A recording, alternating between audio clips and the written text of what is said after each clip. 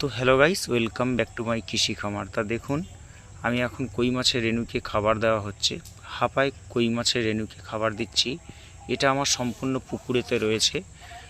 আমার কই মাছের রেণুর বয়স এখনও পর্যন্ত 1 মাসও হয়নি। তা দেখুন সাইজ কত সুন্দর, পুরোপুরি ওঠেনি এখনও, অনেক রেণু। তা আনুমানিক করতে পারছেন অনেকটাই মাছ হবে। তাই এর মধ্যে পানার মধ্যেও আছে সব লুকিয়ে। তা কিভাবে এরা খাচ্ছে দেখুন, আমি এখনও প্রায় জুম করে দেখাতে পারছি না, অনেক উঁচু থেকে দেখাচ্ছি, তা দেখানো সম্ভব হবে না পুকুরের।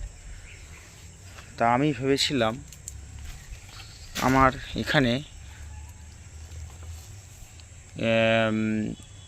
উপর থেকে জালের দেওয়ার আজকে ব্যবস্থা করে দিয়েছি, কারণ বগ এখানে আরামসে বসে খাচ্ছিল।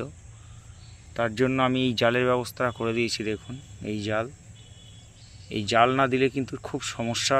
আপনারা ইলিশের জাল একটা কিনে অবশ্যই পুকুরে যদি হাঁপা করেন অবশ্যই দিয়ে দেবেন। তা বুঝতে পারছেন, এই রকম না পরিবেশ না করলে খুব সমস্যায় পড়তে হবে।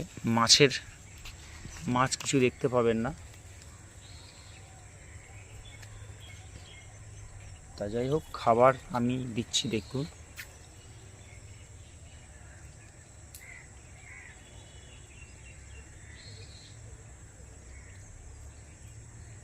দেখতে পাচ্ছেন কত সুন্দর কই মাছগুলো খাচ্ছে।